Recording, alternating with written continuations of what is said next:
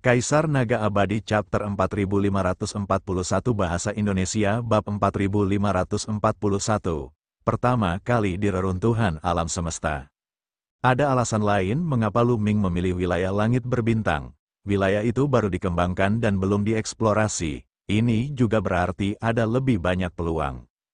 Jika itu adalah suatu wilayah yang telah ditemukan sejak lama, wilayah itu pasti sudah dieksplorasi ribuan kali oleh orang lain, dan tidak akan ada lagi peluang yang tersisa.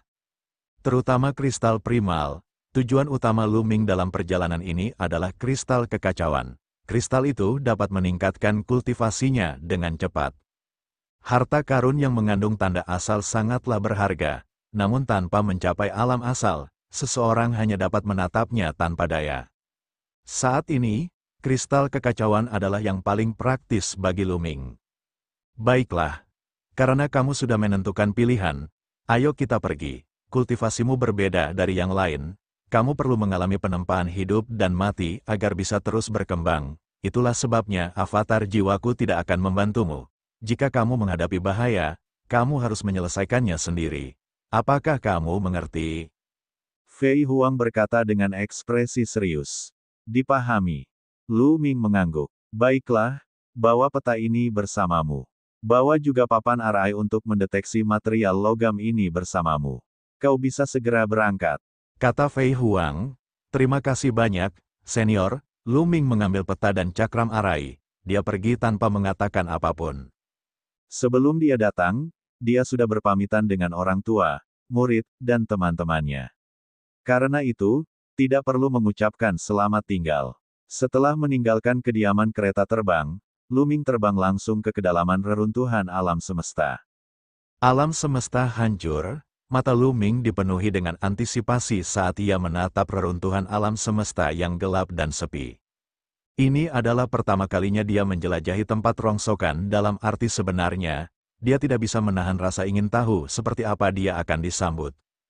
Dibandingkan dengan perkemahan pasukan penghancur surga, wilayah langit berbintang secara alami berada di kedalaman reruntuhan alam semesta. Ada beberapa wilayah lain di antaranya. Jarak ke wilayah bintang surga itu sangat jauh. Selain itu, Lu Ming berencana untuk melintasi wilayah lain. Dia berencana untuk maju melalui ruang hampa di antara wilayah-wilayah tersebut. Secara relatif, kekosongan itu tidak memiliki pecahan benua purba, dan tidak akan melahirkan makhluk jahat, tidak ada pula serangga, jadi lebih aman. Para ahli alam semesta purba biasanya melewati ruang hampa di antara wilayah-wilayah ketika mereka ingin pergi ke suatu daerah tertentu. Hal ini karena mereka tidak perlu khawatir diserang oleh makhluk lain ketika mereka melewati ruang hampa, dan kecepatan mereka dapat ditingkatkan hingga ekstrim. Tidak ada lubang cacing di tempat pembuangan sampah alam semesta. Meskipun hukum-hukum reruntuhan alam semesta telah menjadi jauh lebih stabil dalam beberapa lusin tahun bintang terakhir, masih sangat sulit untuk menciptakan lubang cacing.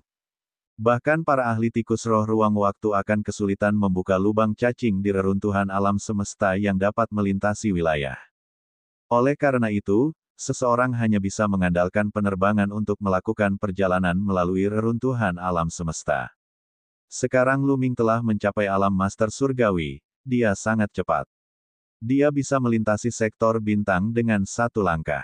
Namun, tempat pembuangan sampah alam semesta terlalu besar.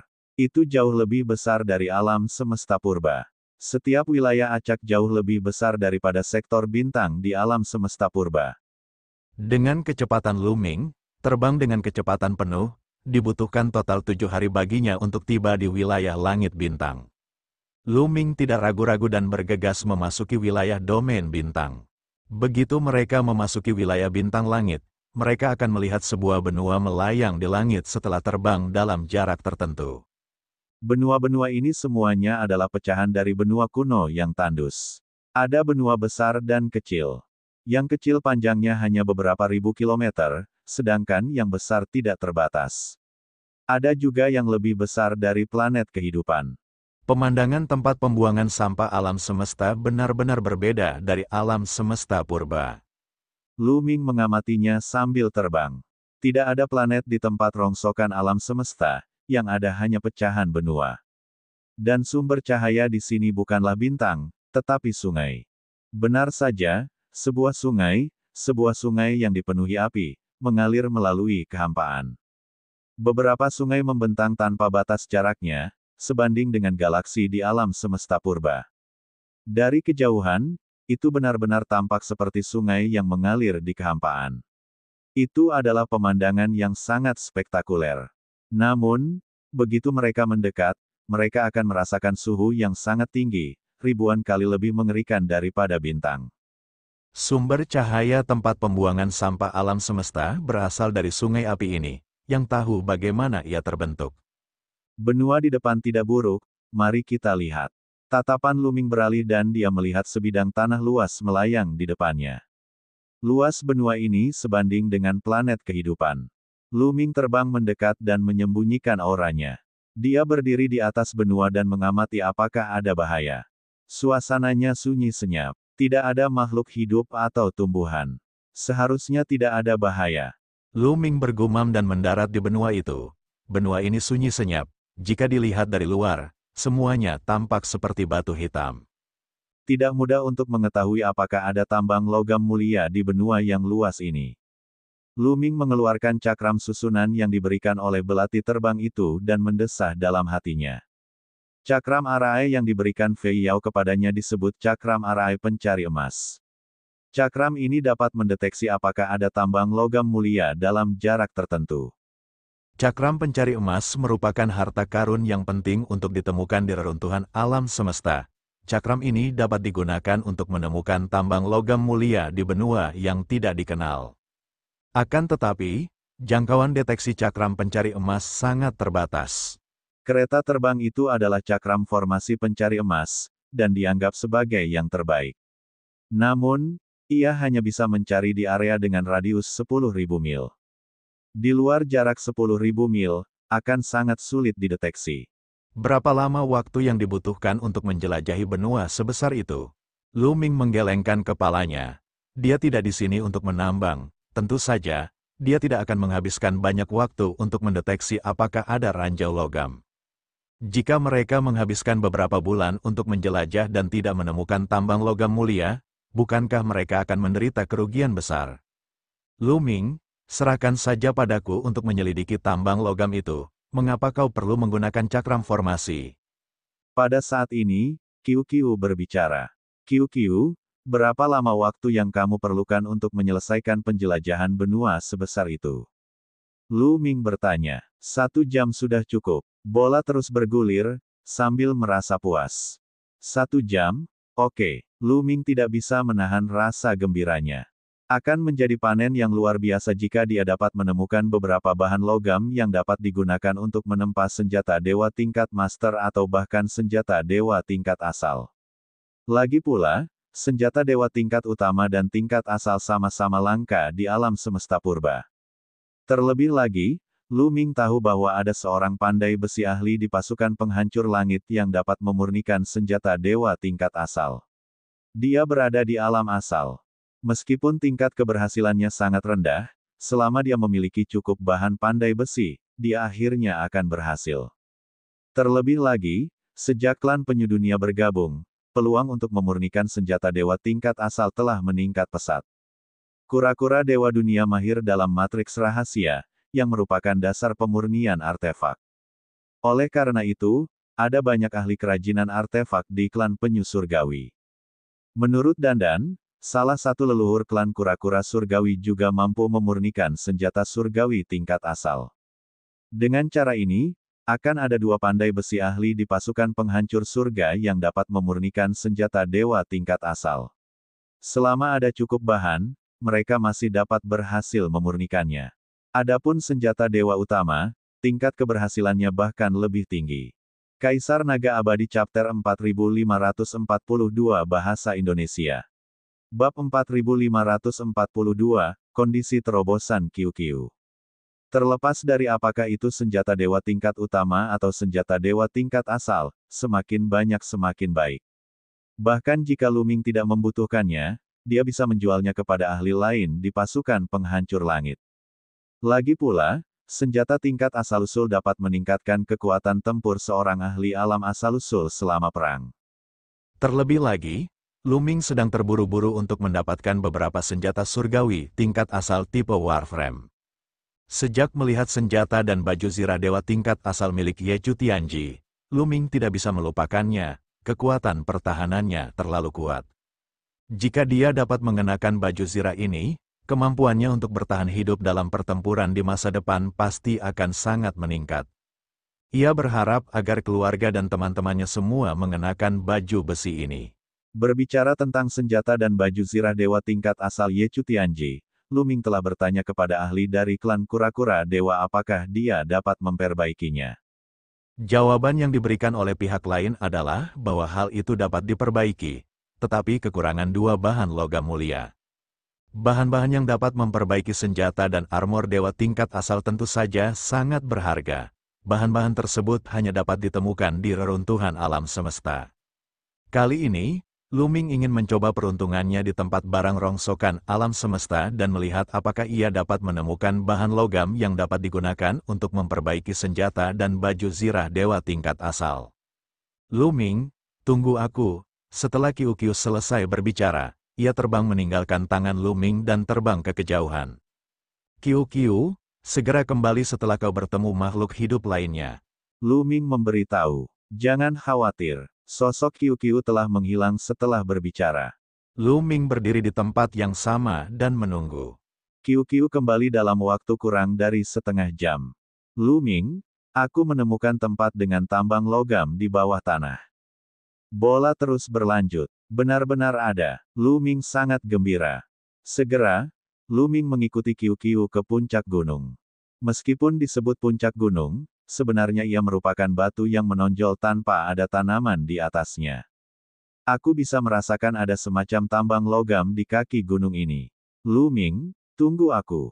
Aku akan turun dan melihatnya. Setelah Qiu Qiu selesai berbicara, ia menukik ke puncak gunung dengan kepala terlebih dahulu. Batu itu seperti tahu saat Qiu Qiu menggali lubang besar.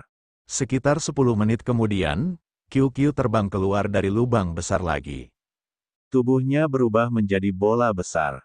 Dia membuka mulutnya dan bola logam terbang keluar. Dengan suara keras, bola logam itu menghantam tanah.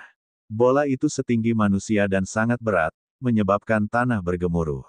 Ini Violet Gold. Tatapan mata Lu Ming berkedip.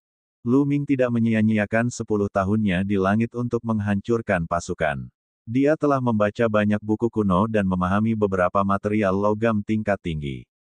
Violet Gold adalah bahan logam bermutu sangat tinggi yang dapat digunakan untuk menempa senjata dewa tingkat master. Bahan yang dapat digunakan untuk menempa senjata dewa utama sudah sangat berharga. Qiu Qiu benar-benar berhasil membuat gumpalan besar seperti itu dalam waktu yang singkat. Lu Ming, memang ada sedikit logam ini di sana. Aku baru saja memakannya dalam jumlah banyak. Aku sudah memurnikan semuanya. Bola terus berlanjut. Lu Ming mengangguk. Dia tentu saja mengerti bahwa Qiu Qiu telah memurnikannya. Kalau tidak, bagaimana mungkin biji logam bisa begitu murni? Pasti mengandung banyak kotoran. Qiu Qiu, mengapa kamu tidak memakannya? Lu Ming bertanya dengan rasa ingin tahu. Dengan sifat Qiu Qiu, dengan bahan logam bermutu tinggi yang diletakkan di depannya, bukankah dia akan memakannya dan malah memuntahkannya? Terlalu banyak kotoran di tubuhku. Aku butuh waktu untuk mencernanya. Aku tidak bisa makan logam lainnya. Qiu Qiu bertanya dengan wajah pahit. Terlalu banyak kotoran. Apakah itu karena senjata suci tingkat asal yang rusak yang aku makan sebelumnya? Lu Ming bertanya. Qiu Qiu telah memakan begitu banyak senjata dewa tingkat asal yang rusak dan senjata dewa tingkat master yang rusak, namun kultivasinya masih di alam kaisar dewa tingkat ke-9. Ia belum menembus alam dewa master. Ini tidak normal. Menurut kesimpulan Lu Ming, Qiu Qiu seharusnya sudah menembus alam master surgawi sejak lama. Tingkat kultivasinya seharusnya sudah melampaui Lu Ming. Benar sekali. Bukan hanya senjata dewa tingkat asal yang rusak. Ada juga senjata dewa tingkat utama yang rusak.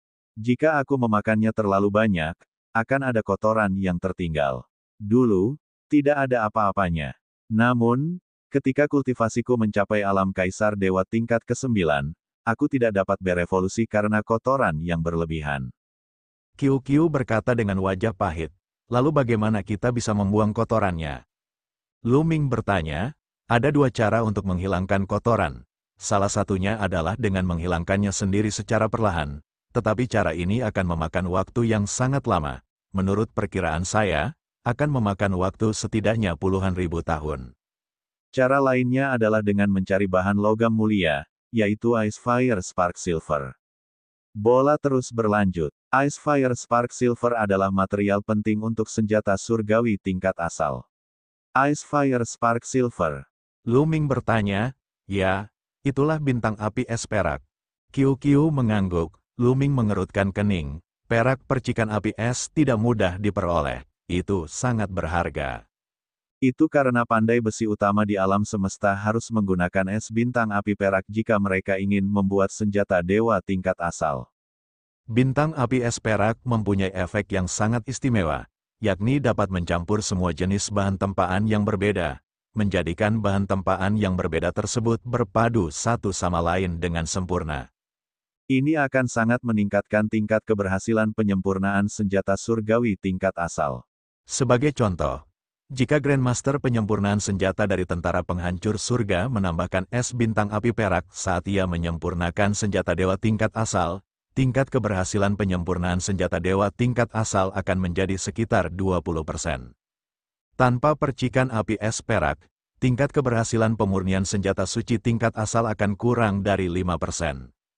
Ya, bahkan pandai besi terbaik di alam semesta memiliki tingkat keberhasilan yang rendah dalam membuat senjata surgawi tingkat asal.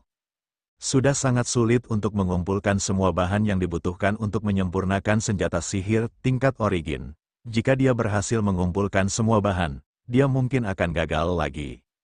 Itu dapat mengubah bahan tempa yang berharga menjadi limbah. Namun, tidak ada yang bisa dia lakukan. Terlalu sulit untuk menemukan senjata tingkat asal yang tidak rusak di reruntuhan alam semesta. Itulah sebabnya senjata tingkat origin sangat langka di alam semesta. Hanya mereka yang sangat beruntung yang bisa mendapatkannya. Bahkan beberapa ahli alam origin tidak memiliki senjata tingkat origin. Hal ini membuat perak percikan api es menjadi lebih berharga. Lagi pula, menambahkan perak percikan api es selama proses penyempurnaan senjata suci tingkat asal dapat meningkatkan tingkat keberhasilan lebih dari 15%. Adapun Qiu, jika ingin cepat-cepat memurnikan kotoran dalam tubuhnya, ia membutuhkan perak percikan api es. Berapa banyak yang kamu butuhkan? Lu Ming bertanya.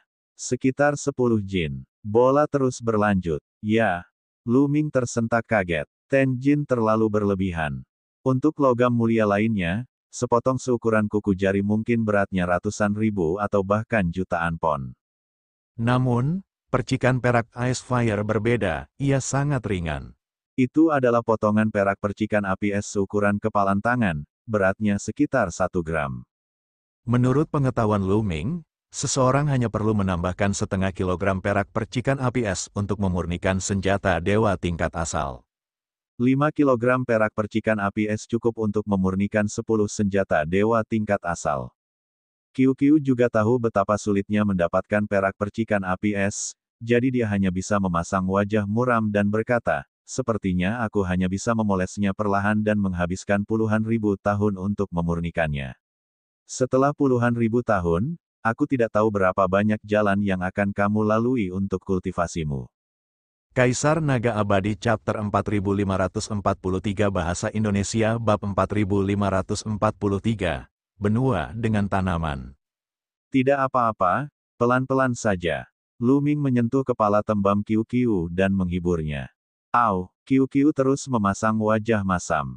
Dan EBSP, Qiu, lanjutkan. Teruskan menambang. Aku akan menyimpan logam-logam ini untukmu. Begitu kau berhasil mencapai alam dewa surgawi, aku akan memberikannya kepadamu. Lu Ming menyemangati Qiu dengan cara ini.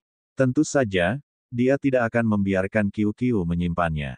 Setelah dia kembali, dia akan membawanya keluar untuk menyempurnakan senjata. Tentu saja, Qiu membutuhkan motivasi. Baiklah. Benar saja, Qiu penuh energi. Ia menggali tanah lagi dan menggali dengan sekuat tenaga. Lu Ming mengikuti terowongan yang digali Qiu dan masuk untuk melihat-lihat. Seperti yang diduga, tanahnya dipenuhi biji emas asap ungu.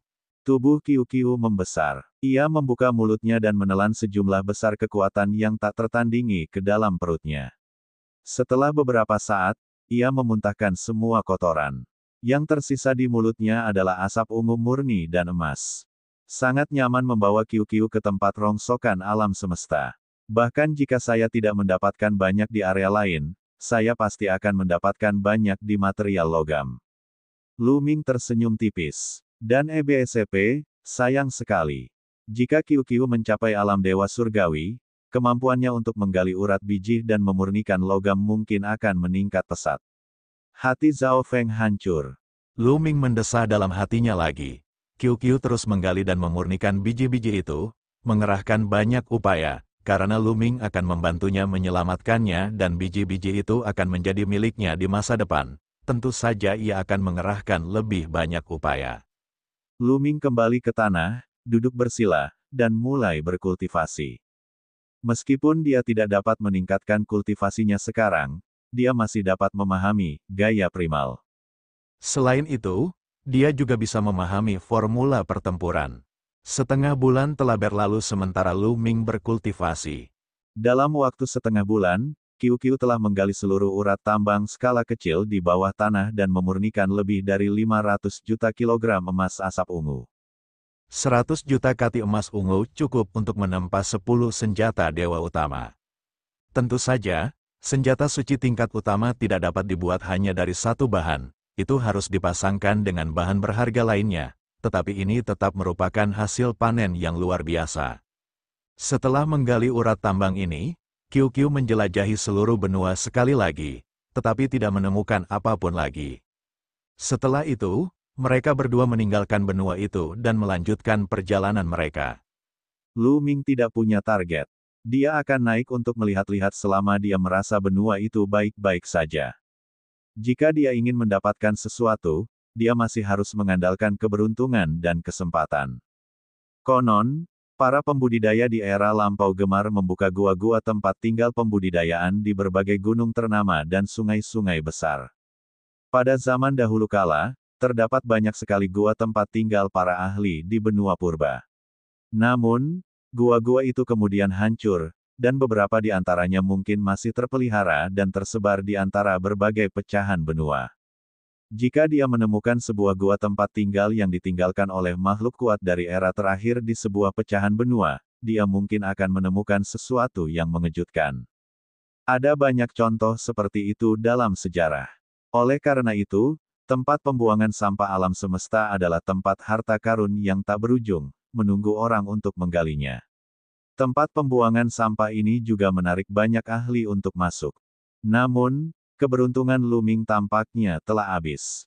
Dalam beberapa bulan berikutnya, dia dan Qiu Qiu terus menjelajahi puluhan benua, tetapi mereka tidak membuat penemuan besar apapun. Ada beberapa benua yang memiliki tambang logam, namun logam tersebut bermutu rendah dan hanya dapat digunakan untuk menempa senjata dewa tingkat kaisar surgawi atau senjata dewa tingkat kaisar surgawi. Tentu saja, Lu Ming tidak tertarik pada logam semacam itu. Dia tidak mau repot-repot membuang waktunya untuk meminta Qiu Qiu menggalinya. Hanya 3 bulan kemudian, Lu Ming dan yang lainnya menemukan sejenis logam mulia di benua lain. Itu adalah logam yang dapat digunakan untuk memurnikan senjata dewa tingkat utama. Qiu Qiu menghabiskan lebih dari 10 hari untuk menggali semua logam di tempat ini. Dalam beberapa bulan terakhir, Lu Ming tidak menemui bahaya atau makhluk hidup apapun. Secara alami, dia tidak bertemu siapapun dari istana surgawi. Tempat pembuangan sampah alam semesta ini sungguh sepi. Lu Ming bergumam dalam hatinya. Namun, dia memikirkan masalah lain yang membuatnya merasa khawatir. Itu adalah perang besar di era terakhir. Perang besar di era terakhir benar-benar telah menghancurkan daratan purba yang luas dan tak terbatas. Ini sungguh tidak dapat dipercaya. Saat pemahamannya tentang tempat rongsokan alam semesta semakin dalam, Lu Ming merasa semakin takut. Tempat pembuangan sampah alam semesta terlalu besar, dan ada banyak sekali pecahan. Seberapa besar jadinya jika semua pecahan ini berkumpul bersama? Seberapa megah jadinya? Keberadaan macam apa dan kekuatan tempur macam apa yang dapat meledakkan benua yang begitu megah. Bagaimanapun, mustahil bagi eksistensi alam asal untuk melakukan hal itu. Bahkan planet seperti planet asal suku naga tidak dapat meledakkan keberadaan alam asal, apalagi benua prasejarah era sebelumnya. Setelah diledakkan, hukum dan makna mendalamnya berada dalam kekacauan selama bertahun-tahun yang tak terhitung jumlahnya. Baru dalam beberapa lusin tahun terakhir ini mereka perlahan pulih. Dampak dari pertempuran hebat yang berlangsung lama juga mengejutkan. Semakin dia memikirkannya, semakin dia merasa bahwa masa lalu bagaikan jurang tanpa dasar, tak terduga, dan juga bagaikan awan kabut, sulit melihat dasarnya. Dia menggelengkan kepalanya dan menyingkirkan pikiran-pikiran rumit itu dari benaknya. Tiba-tiba, mata Luming berbinar. Karena dia melihat sebuah benua besar di depannya sebelah kanan. Benua itu lebih besar dari benua-benua lain yang pernah dia temui sebelumnya. Dan benua ini benar-benar memiliki tumbuhan. Tanaman itu hitam pekat, bahkan daunnya pun hitam pekat. Luming terbang cepat dan melihat dari jauh. Memang, banyak tempat di benua ini ditutupi dengan sejenis tanaman hitam pekat.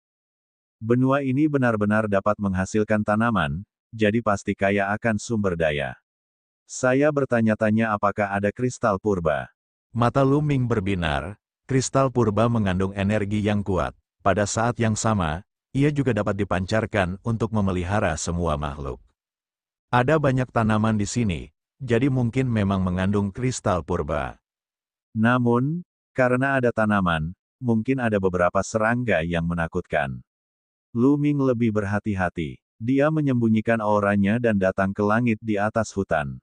Dia menyebarkan indera spiritualnya dan menyelimuti hutan, mengamatinya dengan saksama. Tidak ada makhluk hidup, Luming bergumam setelah beberapa saat. Yang ada di hutan ini hanyalah tumbuhan, tidak ada makhluk hidup. Namun, Luming tidak lengah. Bagaimanapun, ini adalah tempat pembuangan sampah alam semesta. Setiap tempat bisa penuh dengan bahaya. Dalam sejarah, banyak ahli telah meninggal di tempat pembuangan sampah alam semesta. Tentu saja, Luming tidak akan lengah. Dia terus menyelidiki dengan indera spiritualnya saat dia terbang. Namun, Luming masih tidak menemukan makhluk hidup apapun setelah memindai area yang luas. Luming akhirnya sedikit menurunkan kewaspadaannya. Mungkin, benua ini hanya melahirkan tumbuhan dan belum melahirkan makhluk hidup lainnya. Kiu, turunlah dan periksa apakah ada tambang logam. Cari juga kristal purba saat kamu melakukannya. Aku akan pergi dan melihat juga untuk melihat apakah ada kristal purba. Kata Luming, baiklah, serahkan padaku. Setelah Kiu selesai berbicara, ia terbang keluar dan mulai menjelajahi tanah. Luming, di sisi lain, terbang ke arah lain. Sedangkan kristal yang kacau, dia hanya bisa mengandalkan inderanya. Tempat dengan kristal purba akan memiliki energi langit dan bumi yang tidak normal, tidak sulit untuk merasakannya. Saat terbang, Luming mencoba merasakan keadaan di sekitarnya. Sayangnya, ia tidak menemukan sesuatu yang aneh setelah terbang melintasi separuh benua. Namun, pada saat ini, Kiu mengirim pesan bahwa mereka telah panen. Kaisar Naga Abadi Chapter 4544 Bahasa Indonesia. Bab 4544, Asal-usul Langit Hitam Emas. Setelah mendengar pesan Kiu, Luming segera terbang mendekat. Luming, aku menemukan tambang di bawah tanah. Aku merasa logam di tambang itu bermutu sangat tinggi. Aku sampai meneteskan air liur hanya dengan melihatnya. Kiu berteriak dan terbang mengitari Luming, merasa luar biasa gembira.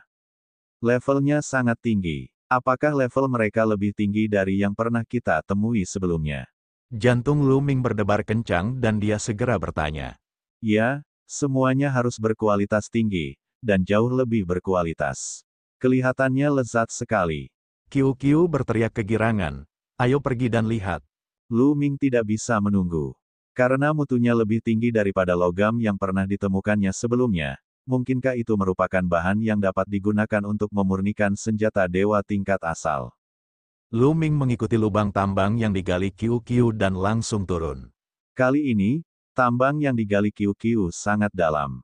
Lu Ming merasa bahwa dia telah terbang turun sejauh ratusan ribu mil sebelum akhirnya tiba di tujuannya. Ia menemukan bahwa kedalaman bawah tanah itu gelap gulita. Dari kejauhan, tampak seperti langit malam. Mungkinkah ini biji emas yang berasal dari langit hitam? Jantung Lu Ming tak dapat menahan diri untuk tidak berdebar kencang. Emas asal langit hitam merupakan material penting yang dapat digunakan untuk memurnikan senjata sihir tingkat asal, dan merupakan salah satu dari dua material terpenting. Material lainnya disebut emas Crimson Blood Origin. Asal dia punya cukup emas asal langit hitam dan emas asal darah merah, juga beberapa material lain yang kualitasnya tidak terlalu tinggi, dia akan bisa menempa senjata dewa asal. Tentu saja, jika percikan perak es api ditambahkan, tingkat keberhasilannya akan lebih tinggi. Ini adalah emas suci terbaik yang digunakan untuk memurnikan senjata suci tingkat asal. Dia tidak pernah menyangka akan menemukan benda sebesar itu. "Qiu, murnikan sedikit agar aku dapat melihatnya," kata Lu Ming. Tanpa memurnikannya, seseorang tidak dapat menilai biji secara akurat hanya dengan melihatnya. Baiklah, namun, kandungan logam dalam biji ini sangat rendah. Tidak akan mudah untuk memurnikannya. Butuh waktu. Setelah berkata demikian, Qiu membuka mulutnya lebar-lebar dan menggerogoti biji hitam itu. Bongkahan besar biji ditelan oleh Qiu. Namun, dia dapat melihat dengan jelas bahwa kecepatan Qiu dalam menggigit biji tidak secepat sebelumnya. Lu Ming mencobanya dan menyadari bahwa biji hitam itu sangat keras. Telapak tangan Lu Ming seperti pisau, tetapi ketika dia memotong biji, dia hanya dapat memotong sepotong kecil seukuran telapak tangannya. Serangan telapak tangan Lu Ming berkekuatan penuh lebih tajam daripada beberapa senjata dewa tingkat utama, tetapi ia hanya dapat memotong sebagian kecil saja. Orang harus tahu bahwa ini hanyalah biji dan bukan logam olahan, namun sudah sangat keras. Tidak heran kecepatan menggigit Qiu jauh lebih lambat. Lebih dari 2 jam kemudian, Qiu telah menelan sekitar 100 meter kubik biji. Ia berhenti dan mulai memurnikan. Setelah seharian penuh, Qiu akhirnya memuntahkan kotoran dalam jumlah besar. Setelah itu, sepotong logam seukuran mata naga terbang keluar dari mulut Qiu. Lu Ming meraihnya dan lengannya gemetar. Berat sekali. Itu adalah sepotong logam seukuran mata naga. Namun, Lu Ming merasa seolah-olah dia telah meraih sebuah planet. Itu adalah asal-usul emas dari langit hitam. Itu adalah asal-usul emas dari langit hitam. Hahaha, aku akan menjadi kaya. Lu Ming sangat gembira. Lu Ming, apa nama logam ini? Enak sekali, tapi aku tidak berani memakannya sekarang. Simpan saja untukku. Biarkan aku memakannya setelah aku memurnikan kotorannya. Bola terus berlanjut, ini disebut emas asal langit hitam. Jangan khawatir, aku pasti akan menyimpannya untukmu. Lu Ming tertawa, senyumnya licik. Sayangnya, bagaimana Qiu yang polos bisa melihatnya, ia langsung menjadi sangat bersemangat. Level logam ini terlalu tinggi, sangat lambat bagiku untuk memurnikannya, akan lebih cepat jika kultivasiku lebih tinggi. Lu Ming, kau harus menungguku. Bola terus berlanjut. Tidak apa-apa kalau menunggu sedikit lebih lama. Kata Lu Ming, baiklah, aku akan berusaha sekuat tenaga. Qiu menerkam ke depan dengan penuh semangat dan menggerogoti biji tersebut dengan suara menggerogoti yang keras. Qiu, bekerja keraslah. Aku akan menemukan beberapa senjata dewa tingkat asal yang rusak untuk menggantikanmu nanti. Lu Ming bergumam dalam hatinya. Bahan logam yang begitu berharga tentu saja tidak bisa diberikan kepada Qiu untuk dimakan. Emas asal langit hitam sangatlah keras. Jika dia bisa mengumpulkan darah merah tua, menambahkan perak bintang api es, dan beberapa bahan lainnya, dia bisa menemukan ahli penempaan untuk menempa senjata dan baju zirah dewa asal. Sedangkan untuk senjata tingkat origin yang rusak, meskipun mengandung material berharga, namun harus dimurnikan. Orang biasa tidak bisa melakukannya sama sekali. Hanya master pandai besi tingkat atas yang bisa melakukannya. Itu terlalu merepotkan. Lebih baik membiarkan Qiu memakannya. Kali ini, Qiu menggerogoti beberapa ribu meter kubik biji sekaligus sebelum mulai memurnikannya. Lu Ming duduk bersila di tempat dan mulai memahami gaya primal. Cincin kekacauan itu melayang di atas kepala Lu Ming. Indra spiritualnya memasuki cincin kekacauan itu dan dia mengamati gunung, sungai, dan daratan di dalamnya. Cincin kekacauan mungkin benar-benar dibuat dari pecahan benua kekacauan di era lalu, dan pecahan itu terpelihara dengan sempurna, sama sekali berbeda dengan pecahan yang ada di reruntuhan alam semesta. Mereka dapat melihat sekilas tanah kuno yang tandus dari era sebelumnya. Dengan ini sebagai perbandingan, Lu Ming sering memiliki wawasan baru tentang gaya prasejarah. Dalam sekejap mata, lebih dari 10 hari telah berlalu dan Qiu akhirnya memurnikan biji yang sebelumnya dimakannya, memperoleh bola emas asal langit hitam seukuran mangkuk nasi. Lumayan, lumayan. 10 keping emas asal langit hitam lagi dengan ukuran ini akan cukup untuk membuat senjata suci tingkat asal. Lu Ming berseri-seri karena kegembiraan dan menyimpan emas asal langit hitam itu ke dalam cincin kekacauannya. Harta karun yang begitu berharga tentu akan lebih aman jika disimpan di Chaos Ring. Qiu menerkam lagi dan menggerogoti biji emas asal langit hitam, sementara Lu Ming terus berkultivasi. Namun beberapa jam kemudian, dia mendengar teriakan Qiu. Lu Ming, kemarilah dan lihatlah. Apa ini? Teriak Qiu, Lu Ming mengakhiri kultivasinya. Dalam sekejap, dia muncul di samping Qiu dan melihat ke depan. Itu, Lu Ming terkejut. Sebuah kristal sebesar telur tertanam di dinding batu yang penuh dengan bekas gigi. Kristal itu berwarna putih susu. Lu Ming dapat merasakan bahwa kristal itu mengandung energi yang sangat kaya. Selain itu, ada jejak energi yang terus-menerus terpancar dari kristal itu. Lu Ming sangat akrab dengan energi semacam ini. Dia telah memurnikan banyak energi itu di kota abadi tertinggi saat itu. Ki kehancuran. Benar saja, energi yang terpancar dari kristal ini adalah ki kehancuran. Jadi kristal ini adalah kristal primal. Mata Lu Ming sangat cerah. Dia tidak pernah menyangka bahwa biji emas asal langit hitam akan mengandung kristal purba. Dia sudah menduga bahwa benua ini pasti memiliki kristal purba. Kalau tidak, tidak akan ada begitu banyak tumbuhan di sana. Namun, dia tidak dapat menemukannya selama ini. Dia tidak menyangka bahwa cincin kekacauan itu sebenarnya tersembunyi di dalam emas asal langit hitam. Telapak tangan Lu Ming bagaikan pisau. Ia terus-menerus memukul biji besi itu, memotongnya bersama dengan kristal purba. Kemudian, dia mematahkan biji di bagian tepinya dan kristal kekacauan yang lengkap muncul di tangan Lu Ming. Hanya dengan memegangnya di tangannya, dia dapat merasakan gelombang energi murni di dalamnya. Kaisar Naga Abadi Chapter 4545 Bahasa Indonesia Bab 4545 Bab 4545 Tamu tak diundang. Qiu, teruslah memurnikan emas asal langit hitam. Jika Anda menemukan kristal ini, beritahu saya. Lu Ming memberi instruksi pada Qiu lalu duduk bersila. Dia akan mulai menyerap kristal purba untuk berkultivasi dan melihat apakah efeknya bagus. Dia memegang kristal kekacauan dengan kedua tangan dan mengedarkan kekuatan terlarang, menciptakan daya tarik yang kuat. Kristal kekacauan itu benar-benar mengeluarkan suara yang terdengar seperti embusan angin. Kemudian, energi yang kaya dan murni terus mengalir ke dalam tubuh Lu Ming. Energi yang sangat murni, sama seperti pil penghancur yang hebat. Lu Ming menampakkan ekspresi gembira. Energi dalam kristal tandus itu mirip dengan pil tandus di kota abadi tertinggi. Keduanya sangat murni dan mudah diserap dan dimurnikan. Akan tetapi, energi dalam kristal purba itu berkali-kali lebih padat daripada energi dalam pil purba. Energi yang kaya dan kuat itu bagaikan air sungai besar yang mengalir ke dalam tubuh Lu Ming terus-menerus. Kemudian, Lu Ming memurnikannya dan mengubahnya menjadi energi tabu. Lu Ming menghabiskan waktu sekitar 1 jam untuk menghabiskan seluruh energi kristal kekacauan. Kultivasi saya memang sedikit meningkat, kristal primal benar-benar misterius. Lu Ming diam-diam menilai tingkat kultivasinya sendiri. Keinginannya terhadap kristal kekacauan semakin kuat. Hanya dengan 1 chaos crystal saja, kultivasi Lu Ming telah meningkat.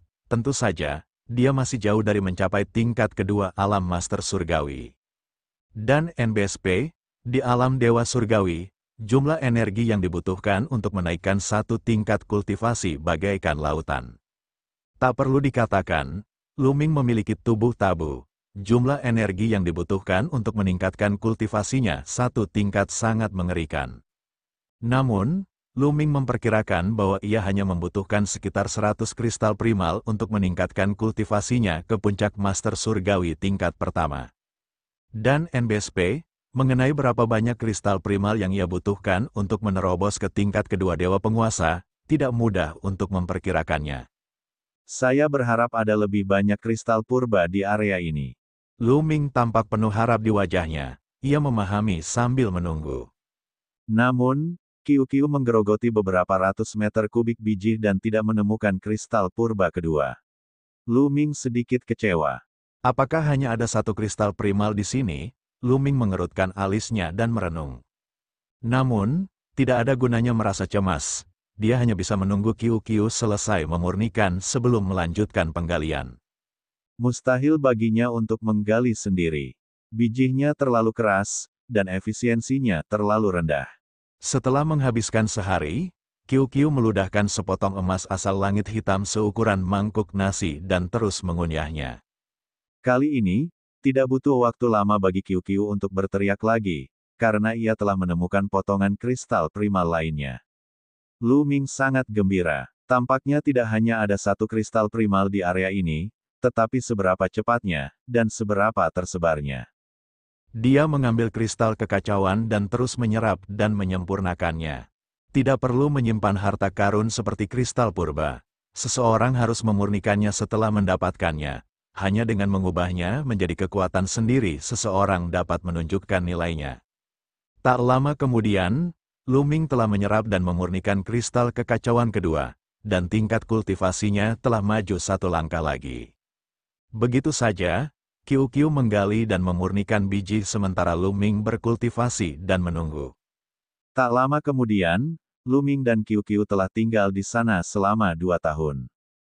Dalam 2 tahun, jumlah emas asal langit hitam yang dimurnikan QQ sudah cukup untuk memurnikan 4 senjata dewa tingkat asal. Dan EBSCP, adapun Luming, ia telah memperoleh lebih dari 50 kristal primal. Setelah memurnikan semuanya, kultivasinya telah meningkat pesat, dan ia semakin dekat dan dekat dengan puncak Divine Master tingkat pertama. Dan EBSCP, QQ memperkirakan masih ada sekitar setengah dari biji emas asal langit hitam ini. Jika kristal primal tersebar di seluruh bagiannya, aku akan dapat memperoleh sekitar 50 kristal primal lagi, cukup bagiku untuk maju ke puncak alam Master Surgawi tingkat pertama. Ekspresi Zhao Feng serius. Luming tersenyum. Dia baru berada di tempat rongsokan alam semesta selama beberapa tahun dan dia sudah memperoleh keuntungan seperti itu. Itu benar-benar kesempatan yang besar. Dan EBSCP, hanya dalam beberapa tahun, dia telah memperoleh begitu banyak kristal primal dan begitu banyak emas asal langit hitam. Jika keberadaan dewa penguasa lainnya mengetahuinya, mereka akan iri. Kita harus tahu bahwa meskipun tempat pembuangan sampah alam semesta adalah gudang harta karun yang berisi harta dan peluang yang tak terbatas, tempat itu terlalu besar. Belum lagi hal lainnya, setiap pecahan benua yang acak akan sangat besar. Sangat sulit untuk menemukan harta karun di reruntuhan alam semesta yang luas. Banyak orang mengembara di reruntuhan alam semesta selama puluhan ribu tahun atau bahkan ratusan ribu tahun, tetapi mereka seringkali tidak memperoleh apapun. Luming memperoleh panen seperti itu karena ia memiliki QQ. QQ sangat peka terhadap material dan biji logam. Ia dapat merasakannya bahkan jika material dan biji tersebut tersembunyi ratusan ribu mil di bawah tanah. Adapun cakram susunan yang diberikan Fei Yao kepada Luming untuk merasakan bahan logam, cakram itu tidak dapat merasakan area sedalam itu. Tanpa QQ, Luming tidak akan mampu menemukan emas asal langit hitam dan kristal primal. Kecuali Luming menghabiskan banyak waktu menggali lubang dan mencari di sepanjang tanah. Namun, itu akan memakan waktu ribuan tahun. Sama seperti sebelumnya, Luming menunggu QQ selagi dia memahami gaya kehancuran dan formula karakter pertempuran. Pada saat ini, sekelompok orang muncul di langit di atas benua. Jumlah mereka lebih dari selusin, dan mereka semua berasal dari suku manusia surgawi. Begitu para pembudidaya suku manusia surgawi tiba di atas benua, mereka mulai melihat sekeliling.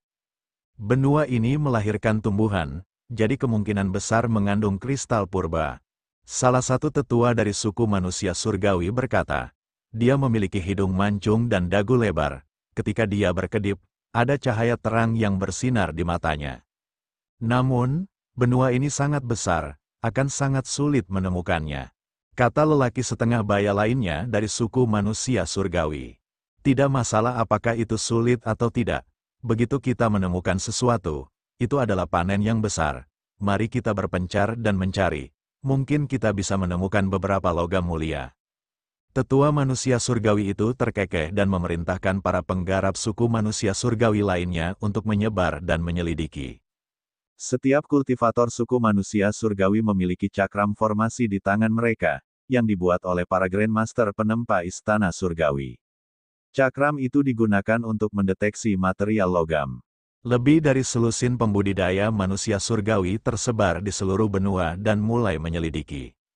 Dalam sekejap mata, beberapa hari telah berlalu dan para pembudidaya suku manusia surgawi belum menemukan apapun. Mungkinkah benua ini tidak memiliki logam mulia atau kristal purba? Itu seharusnya tidak mungkin. Mungkinkah itu tersembunyi jauh di bawah tanah, tapi akan sulit menemukannya jika itu jauh di bawah tanah. Penatua manusia surgawi itu mengerutkan kening saat dia terbang dengan pelat formasi di tangannya. Tiba-tiba, dia mengeluarkan jimat giok. Itu adalah jimat transmisi suara. Dia baru saja menerima pesan. Giok surgawi yang bersifat ilusi kehilangan fungsinya setelah memasuki reruntuhan alam semesta, dan suku manusia surgawi hanya dapat menggunakan jimat giok transmisi suara untuk mengirimkan pesan dalam jarak pendek. Saya menemukan sesuatu, mata sesepuh manusia surgawi itu berbinar saat ia terbang ke arah utara. Setelah beberapa saat, mereka tiba di langit di atas hutan lebat. Apa yang kamu temukan? Tetua manusia surgawi itu bertanya dengan tidak sabar begitu dia tiba. Pada saat ini, lebih dari selusin pembudidaya manusia surgawi telah berkumpul di sini. Tuanku, ketika saya sedang menyelidiki, saya menemukan sebuah gua di bawah hutan. Tampaknya gua itu telah digali oleh seseorang. Salah satu penggarap suku manusia surgawi melaporkan. Kaisar Naga Abadi Chapter 4546 Bahasa Indonesia. Bab 4546, Bab 4546 bersembunyi dalam kegelapan. Gua itu, mungkinkah ada orang lain yang sudah memasukinya? Bawa aku untuk melihatnya. Batang hidungnya yang tinggi bersandar di matanya. Ya, sang pembudidaya suku manusia surgawi mengangguk dan memimpin kelompok itu menyusuri hutan menuju sebuah semak. Seperti dugaanku, ada sebuah gua di rerumputan. Gua ini adalah tambang yang digali Kiu-Kiu. Gua ini tampaknya baru digali belum lama ini. Usianya pasti tidak lebih dari 10 tahun. Kata lelaki parubaya dari suku manusia surgawi. Jelaslah bahwa lelaki setengah baya dan lelaki tua berhidung mancung itu adalah pemimpin suku manusia surgawi. Aku penasaran siapa yang selangkah lebih maju dari kita. Apakah orang-orang kita sendiri, pasukan penghancur surga, atau seseorang dari ras lain? Kata lelaki tua berhidung mancung itu, jika benar-benar ada biji logam di sana, mereka tidak akan pergi secepat ini. Kita akan tahu begitu kita turun dan melihatnya. Pria parubaya dari suku manusia surgawi itu berkata dengan tatapan dingin di matanya. Lumayan, ayo turun dan lihat, beberapa dari kalian, tetaplah di luar, sisanya, ikuti kami. Sang tetua manusia surgawi berhidung mancung memberi perintah. Total ada 13 orang, 3 orang tetap berada di luar untuk berjaga sementara 10 orang lainnya terbang ke dalam tambang. Tambang itu langsung jatuh, dan 10 kultivator suku manusia surgawi menyembunyikan aura mereka dan turun dengan hati-hati. Pada saat yang sama, berbagai senjata muncul di tangan mereka, siap menyerang kapan saja. Meskipun wilayah bintang surgawi adalah wilayah yang baru dikembangkan oleh suku manusia surgawi, tidak ada jaminan bahwa tidak ada orang lain yang akan datang. Jika itu adalah seseorang dari suku manusia surgawi atau ras lain di tambang, mereka akan baik-baik saja. Namun, Jika itu adalah seseorang dari pasukan penghancur surga, mereka akan segera menyerang. Di dalam tambang, Lu Ming masih berkultivasi dengan mata tertutup. Tiba-tiba, Lu Ming membuka matanya. Seseorang datang turun. Indra spiritual Lu Ming sangat tajam. Meskipun orang-orang dari suku manusia surgawi telah menyembunyikan aura mereka, dia masih bisa merasakannya. Kiu Kiu, kemarilah. Ada yang datang. Lu Ming menggunakan indera spiritualnya untuk berkomunikasi. Asyik, Kiu terbang kembali ke sisi Lu Ming seperti sambaran petir. Kemudian, ia menggeliat cepat di tubuh Lu Ming dan berubah menjadi baju besi yang menutupi seluruh tubuhnya. Kemudian, sosok Lu Ming melintas dan dia muncul di dinding biji di samping. Tubuhnya benar-benar menyatu dengan dinding biji secara langsung, menjadi satu dengan biji emas asal langit hitam di sekitarnya. Tentu saja, ini adalah kemampuan khusus Kiu Kiu. Ia dapat sepenuhnya menyatukan tubuhnya dengan logam atau biji logam tanpa terlihat sedikit pun cacat. Kiu Kiu melilit Lu Ming dan memberikan efek serupa. Pada saat yang sama, Lu Ming merapal mantra penyembunyian hebat untuk menyembunyikan auranya. Lu Ming baru saja bersembunyi ketika 10 pembudidaya suku manusia surgawi tiba. Begitu ke-10 kultivator manusia surgawi itu tiba, mereka mengambil posisi bertahan dan mulai melihat sekeliling. Tidak ada seorang pun, apakah mereka pergi? Betapa besarnya tambang itu, benar-benar menggali tempat yang begitu luas. Ini jelas bukan sesuatu yang dapat dilakukan dalam 10 tahun. Mungkinkah pihak lain memiliki banyak orang? Ini terlihat seperti bekas gigitan gigi. Aneh, apa yang mereka gunakan untuk menggali?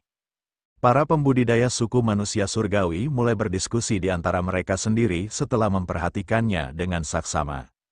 Selama 2 tahun terakhir, lebih dari separuh biji ini telah digerogoti oleh Kiu Kiu, dan sebuah ruang bawah tanah yang besar telah muncul. Jangan lengah, biji-biji di sini jelas belum habis. Pihak lain tidak akan pergi begitu saja. Mereka mungkin bersembunyi di kegelapan. Kita tidak boleh lengah. Lelaki tua dengan hidung mancung itu berkata dengan dingin. Matanya bagai kilat saat ia mengamati sekelilingnya. Para pembudidaya suku manusia surgawi lainnya juga melihat sekeliling dengan cermat dan menyebarkan indera spiritual mereka untuk mencari. Namun, dia tidak menemukan apapun, dia tidak menemukan Lu Ming. Memang tidak ada seorang pun, mungkin pihak lain benar-benar pergi karena ada masalah yang mendesak. Para pembudidaya suku manusia surgawi akhirnya melonggarkan kewaspadaan mereka. Bahkan sesepuh manusia surgawi yang berhidung mancung itu pun sama. Biji logam jenis apa ini? Pada saat ini, para pembudidaya suku manusia surgawi akhirnya memusatkan perhatian mereka pada biji. Ketika mereka melihat lebih dekat, mata mereka tiba-tiba terbelalak dan jantung mereka berdetak lebih cepat. Mereka sangat terkejut. Nampaknya itu adalah biji emas yang berasal dari langit hitam. Ya, itu benar-benar emas yang berasal dari langit hitam. Aku pernah melihatnya sebelumnya. Begitu banyak biji emas yang berasal dari langit hitam. Kita kaya, kita kaya. Para pembudidaya manusia surgawi merasa gembira.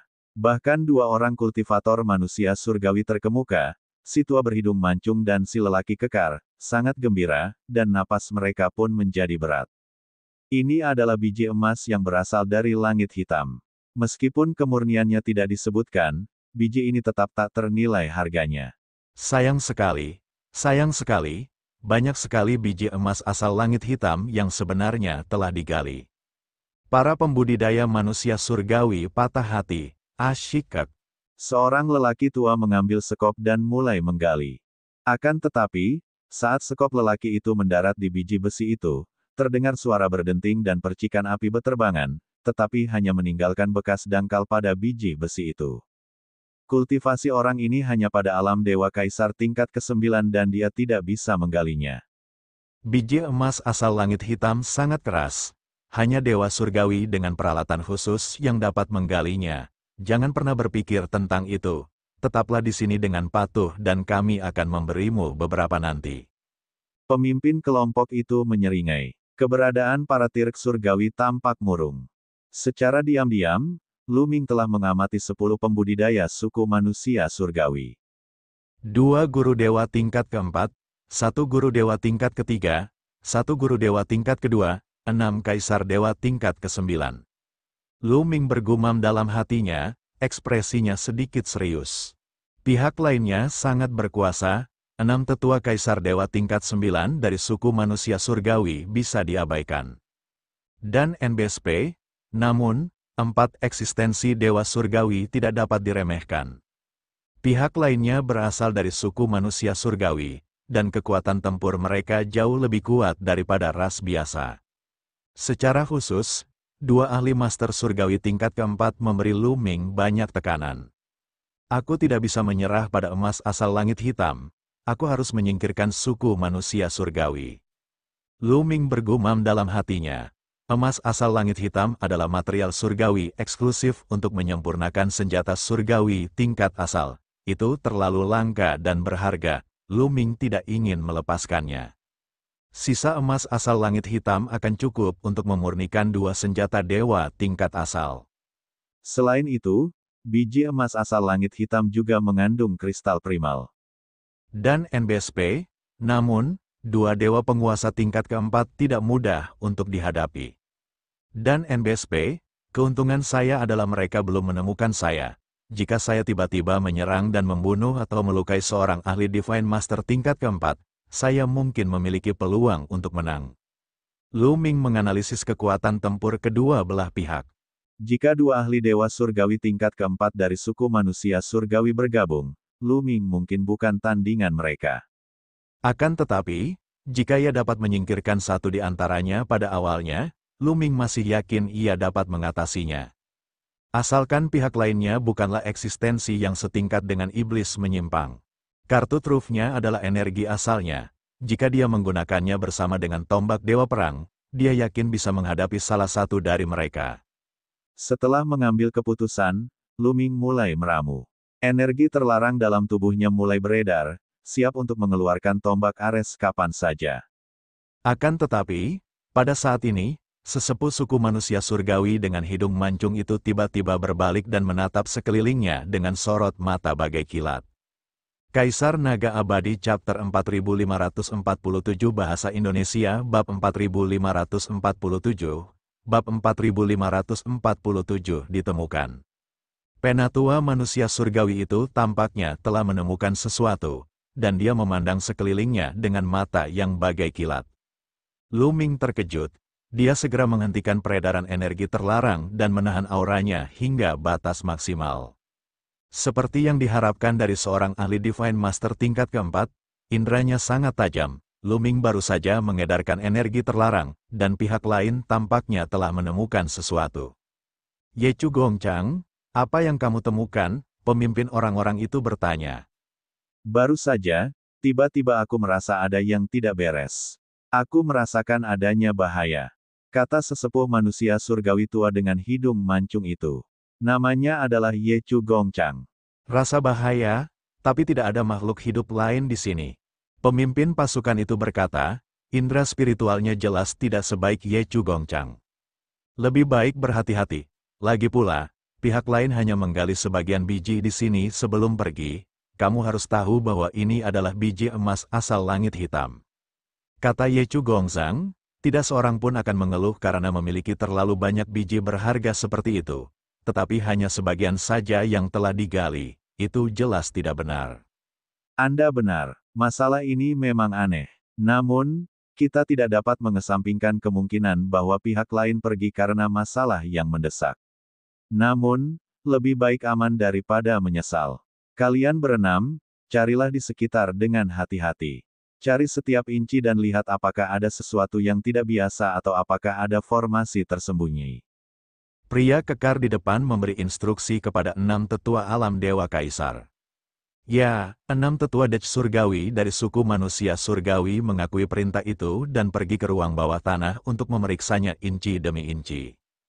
Mereka takut kalau ada orang yang memasang tempat persembunyian di suatu sudut dan bersembunyi dalam kegelapan.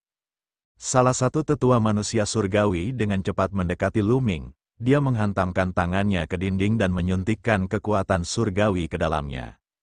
Kalau ada formasi pasti bereaksi, kiu-kiu, Mari kita bersembunyi sedikit di belakang. Lu Ming berkomunikasi dengan Qiu Qiu secara diam-diam. Qiu Qiu menggendong Lu Ming dan bergerak diam-diam di dalam biji hingga mereka berada di kedalaman beberapa ratus meter. Kaisar Dewa tingkat ke-9 dari suku manusia surgawi tidak menemukan apapun ketika dia memeriksa keberadaan Lu Ming. Setelah orang itu pergi, Qiu Qiu membawa Lu Ming keluar dan mengapung di permukaan biji. Dengan cara ini, Lu Ming dapat mengamati pihak lain dengan lebih baik. Tak lama kemudian, keenam kultivator manusia surgawi itu telah mencari ke seluruh ruang, inci demi inci, namun mereka tidak menemukan apapun. Ye Chu Gongchang, sepertinya kamu terlalu banyak berpikir. Dengan pencarian yang begitu mendetail, jika memang ada yang bersembunyi di kegelapan, kita pasti sudah menemukannya sejak lama. Pemimpin kelompok itu tertawa. Ye Chu Gongchang pun mengangguk dan tidak berkata apa-apa lagi. Mari kita mulai menambang. Akan butuh waktu lama untuk menambang biji sekeras itu. Pria kekar di depan berkata. Sebuah sekop muncul di tangannya, dan dia mulai menggali dengan suara berdenting. Dan EBSCP, dua anggota suku manusia surgawi dewa yang lain juga mulai menggali. Mata Ye Chu Gongchang berkedip, dan dia menggelengkan kepalanya sambil tersenyum. Sepertinya aku terlalu banyak berpikir. Dengan itu, sebuah sekop muncul di tangannya dan dia siap untuk mulai menggali. Namun, pada saat ini, Ye Chu Gongchang tiba-tiba menghentakkan kakinya. Tubuhnya seperti sambaran petir saat ia menyerbu ke arah dinding di samping. Arah yang ia tuju adalah tempat Lu Ming bersembunyi. Saat hendak menyerbu keluar, sekop di tangannya sudah menghilang dan digantikan dengan tombak panjang. Tombak tajam tak tertandingi, diselimuti energi surgawi terkuat, diarahkan ke Lu Ming. Adegan ini berada di luar ekspektasi Lu Ming. Lu Ming benar-benar mengira pihak lain tidak menemukannya dan dia sedikit santai. Dia tidak menyangka pihak lain akan tiba-tiba melancarkan serangan. Pada saat ini, sudah terlambat bagi Qiu Qiu untuk membawanya jauh ke dalam biji. Dia hanya bisa menghadapinya secara langsung. Qiu Qiu, jangan bergerak. Lu Ming berteriak keras. Dia menggoyangkan lengannya dan menyingkirkan penutup Qiu Qiu. Kemudian, dia melayangkan pukulan. Qiu Qiu hanya berada di alam kaisar surgawi. Jika dia tidak menggunakan Qiu Qiu untuk membantunya memblokir serangan pihak lain, perbedaannya akan terlalu besar. Meskipun kekuatan hidup Qiu Qiu kuat, ada kemungkinan besar dia akan dibunuh oleh pihak lain dalam satu gerakan. Ledakan. Pukulan Lu Ming mendarat di tombak panjang lawannya, menyebabkan ledakan keras. Seluruh gua tambang bergetar hebat. Gerakan ini juga membuat Lu Ming terpental, meluncur di sepanjang dinding batu gua tambang. Sebuah lubang berdarah muncul di tinjunya. Bahkan tulangnya telah tertusuk, dan darah mengalir. Baru saja, pihak lain telah mengisi dayanya untuk sebuah serangan. Sementara dia baru saja menerimanya dengan tergesa-gesa, tentu saja, dia bukan tandingannya. Apa, benar-benar ada seseorang di sana? Pada saat ini, para kultivator suku manusia surgawi lainnya juga tersadar. Ketiga ahli dewa surgawi berhenti menggali dan menyelimuti Lu Ming dengan aura mereka yang kuat. Seorang master surgawi tingkat pertama benar-benar dapat memblokir seranganku. Nak, kau cukup kuat. Tidak, kau Lu Ming. Ye Chu Gongchang awalnya berkata dengan dingin, tetapi dia segera mengenali Lu Ming dan meninggikan suaranya. Sebelumnya, Lu Ming hanya sendirian di gua tambang ini. Tentu saja, dia tidak akan menggunakan teknik imitasi hebat untuk menyembunyikan identitasnya sepanjang waktu. Oleh karena itu, ia dikenali secara sekilas. Itu benar-benar Lu Ming. Hahaha, aku tidak menyangka akan bertemu dengannya di sini. Asal kita bisa menangkapnya, Dewa Langit yang Agung pasti akan memberi kita hadiah yang sangat bagus. Para ahli dewa lainnya sangat gembira. Dan EBSCP, manusia dewa tingkat keempat sangat penuh dengan senyuman, matanya menyala-nyala. Sekarang, Lu Ming sangat dicari oleh suku manusia surgawi. Siapapun yang dapat menangkap Lu Ming akan dapat naik ke surga dalam satu lompatan dan mencapai kesuksesan yang luar biasa. Namun, Lu Ming telah bersembunyi di perkemahan tentara penghancur surga. Bahkan jika banyak ahli dari istana surgawi ingin menjatuhkan Lu Ming, mereka tidak dapat berbuat apa-apa. Namun, mereka tidak menyangka akan bertemu Lu Ming di sini. Bagaimana Anda menemukan saya? Lu Ming berkata sambil menatap Ye Chu Gongchang. Aku tidak menyadari kehadiranmu. Aku hanya merasa ada sedikit hawa membunuh yang terpancar dari tempat ini. Aku orang yang mencurigakan, jadi aku mencoba mengujimu. Aku tidak menyangka bahwa benar-benar ada seseorang yang bersembunyi di sini. Lagi pula, itu adalah dirimu, Lu Ming. Selagi Ye Chu Gongchang berbicara, dia bergerak mendekati pintu masuk tambang di atas kepalanya untuk mencegah Lu Ming melarikan diri. Orang ini benar-benar teliti. Lu Ming mengerutkan kening. Dia memang punya rencana seperti itu. Kalau dia tidak menang, dia akan mundur. Akan tetapi, pihak lain telah menghalangi jalannya mundur, jadi dia hanya bisa mengerahkan seluruh kemampuannya. Mari kita uji kekuatan tempur mereka terlebih dahulu. Jika mereka tidak terlalu aneh, kita mungkin bisa melawan mereka. Lu Ming merenung. Kekuatan terlarang di tubuhnya beredar dengan gila-gilaan dan tombak Ares muncul di tangannya. Selain itu, formula karakter pertempuran telah memicu kekuatan tempur 7 kali lipat dan dia mencoba untuk memicu kekuatan tempur 8 kali lipat. Kenapa kau bicara omong kosong begitu padanya? Bunuh saja. Pria kekar di depan berteriak. Tubuhnya yang kekar menekan Lu Ming seperti gunung. Sebuah palu raksasa berwarna emas muncul di tangannya dan dia menghantamkannya ke kepala Lu Ming. Palu raksasa itu ditutupi dengan lapisan energi abu-abu. Itu adalah salah satu kekuatan surgawi terkuat, kekuatan penghancur langit. Sungguh menakjubkan. Ayo, teriak Lu Ming. Dia menusukkan tombak kelas Ares ke depan dan mengenai palu raksasa emas. Kaisar Naga Abadi Chapter 4548 Bahasa Indonesia Bab 4548 Pertarungan hebat melawan dewa-dewa tingkat keempat. Tombak dewa perang menghantam palu perang emas lawan, menyebabkan ledakan dahsyat. Kekuatan dahsyat itu menyapu ke segala arah. Tidak bagus, di ruang bawah tanah yang digali ini, ada 6 ahli kaisar dewa tingkat 9. Pada saat ini, ekspresi mereka berubah drastis. 4 orang dengan panik mundur, berusaha menghindari kekuatan itu. 2 orang yang lebih pintar tidak mundur, dan malah menyerang Ye Chu Gongchang. Datanglah padaku. Ye Chu Gongchang meraung dan mengeluarkan kekuatannya, menyelimuti 2 ahli kaisar dewa tingkat 9. Namun, sudah terlambat bagi 4 ahli kaisar dewa tingkat 9 lainnya untuk menyerbu.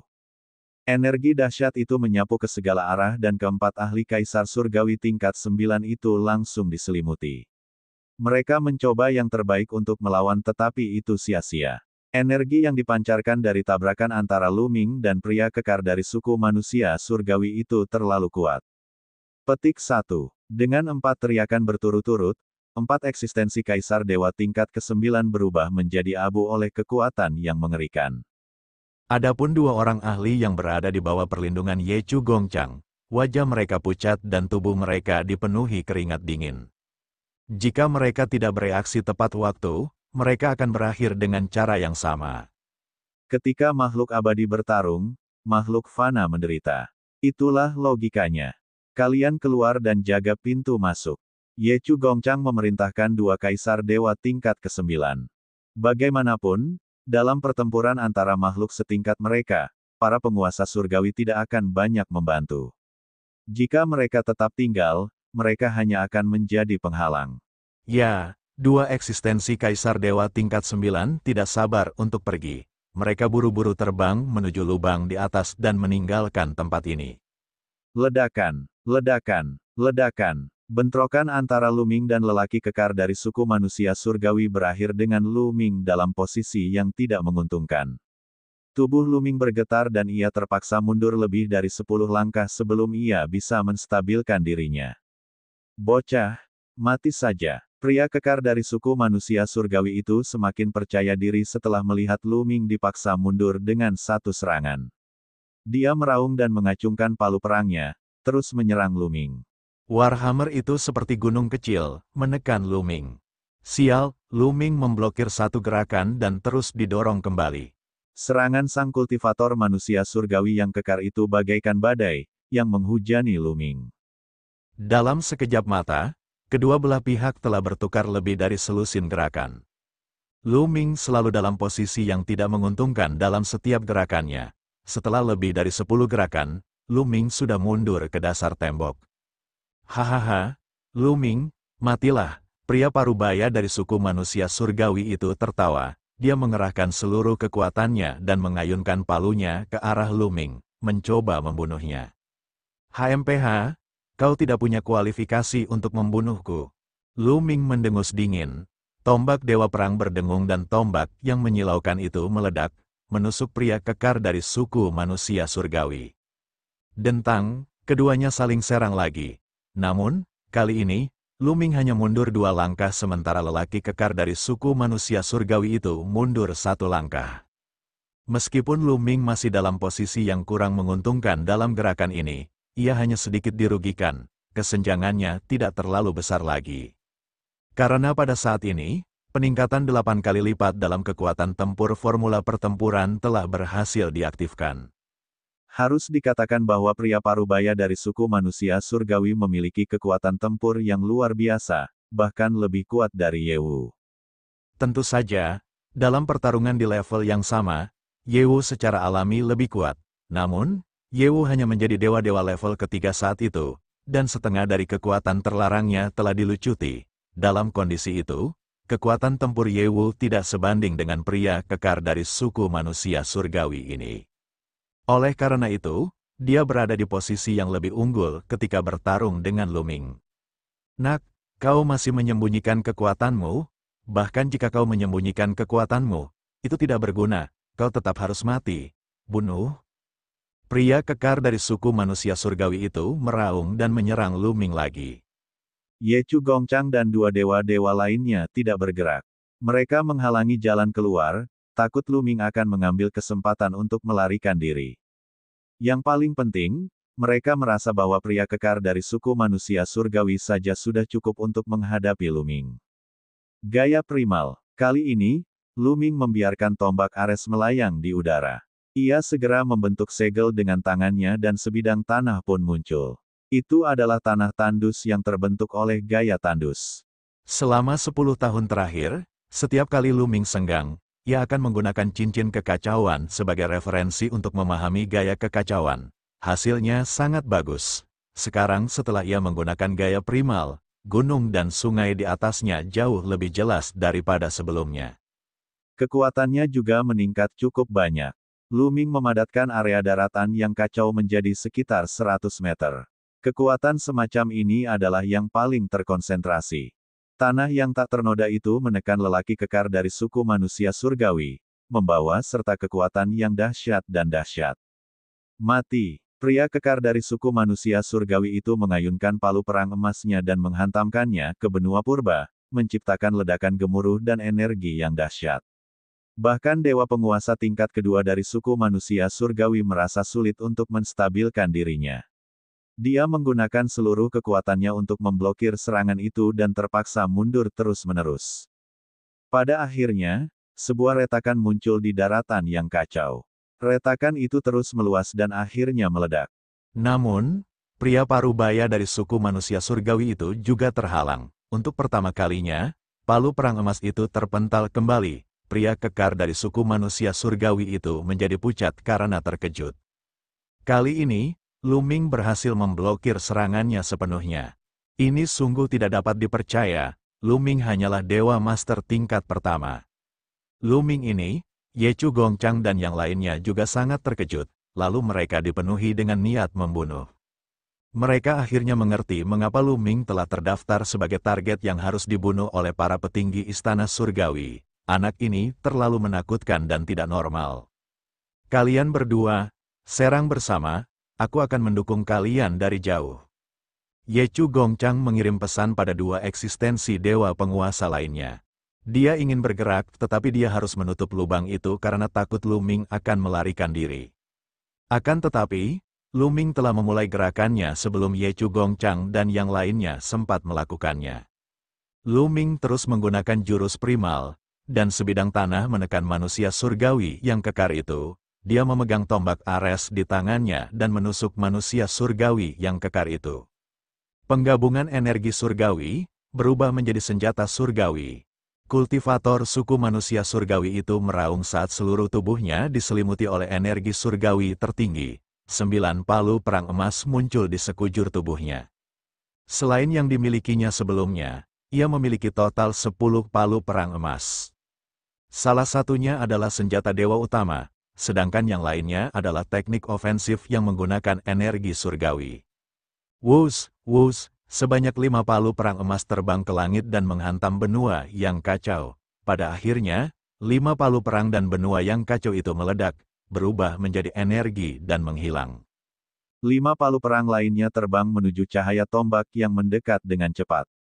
Ledakan. Palu perang pertama dengan cepat bertabrakan dengan cahaya tombak. Namun, saat mereka bertabrakan, palu perang itu tertusuk. Tombak itu kemudian menusuk ke arah palu perang kedua. Palu perang kedua melakukan hal yang sama. Ia tidak dapat memblokir serangan tombak itu bahkan sesaat sebelum ia tertusuk. Ekspresi wajah sang kultivator manusia surgawi yang kekar berubah drastis dan matanya dipenuhi ketidakpercayaan. Ini karena dia menyadari bahwa kekuatan serangan jurus Luming lebih kuat dari sebelumnya. Jauh lebih kuat. Tidak. Ini adalah kekuatan asal. Pada saat berikutnya, lelaki kekar dari suku manusia surgawi itu meraung dalam hatinya. Kaisar Naga Abadi Chapter 4549 Bahasa Indonesia Bab 4549, Bab 4549 Pengepungan. Benar saja, Luming telah menggunakan kekuatan asal dalam gerakan ini. Kekuatan benih asal mengalir ke tombak Dewa Perang, menyebabkannya memulihkan sebagian kekuatannya. Selain kekuatan Luming sendiri, kekuatan serangannya sudah sangat kuat. Warhammer yang dibentuk oleh lelaki kekar dari suku manusia surgawi itu benar-benar rentan terhadap serangan Luming. Dalam sekejap mata, keempat palu perang hancur akibat serangan pancaran tombak. Ah! Pria kekar dari suku manusia surgawi itu meraung dan mengayunkan Warhammer terakhirnya, senjata suci utama, dalam upaya untuk memblokir serangan Luming.